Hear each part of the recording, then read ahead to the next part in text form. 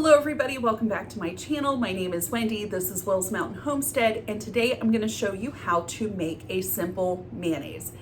Now mayonnaise is something that you don't need a garden for, you don't need to have your own chickens for, and you probably have all of the ingredients we're going to be using at home in your pantry or your fridge.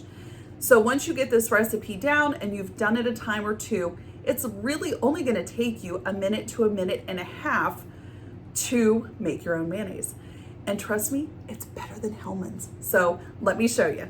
I always use a wide mouth mason jar to make mayonnaise in.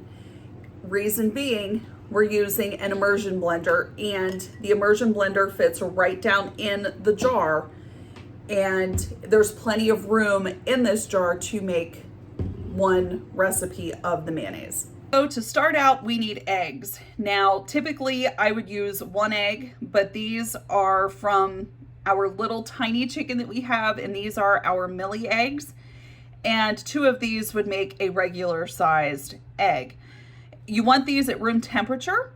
So go ahead and crack them and put them into your mason jar. To that, we are going to be adding 1/4 teaspoon of ground mustard. Now, if you do not have ground mustard and all you have is the refrigerated kind, use that. Dijon mustard works really well too. We are also adding a tablespoon of white vinegar. And finally, 1/8 teaspoon of salt. Okay, so here's the fun part. You can measure yourself out 3/4 cup of oil and set that aside. Now, you can go up to a cup, but I find if you go to an entire cup, it makes your end product relatively oily. And I use 3/4 cup. Use whatever oil you have on hand.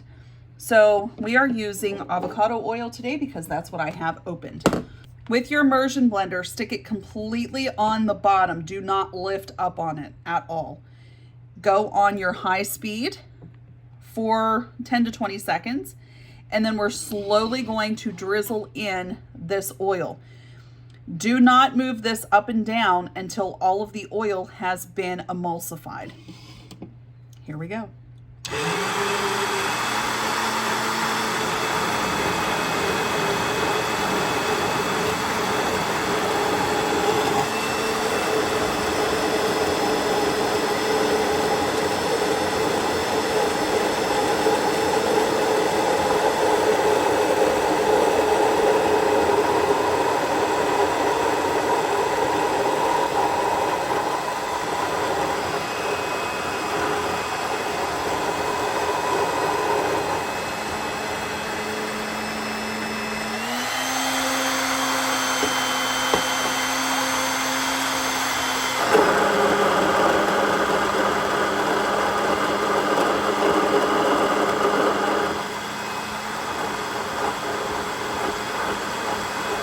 Stir it around on the bottom, and then slowly start to lift it up.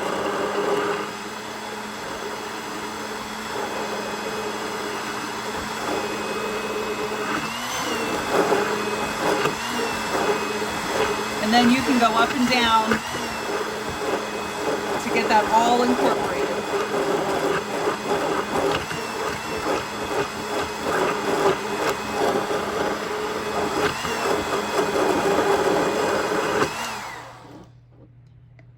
And guys, look, perfect thick mayo every single time.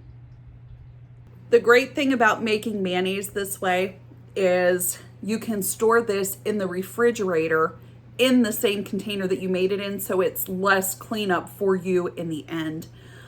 So make a batch of this. It'll last about 5 days in the fridge, and enjoy.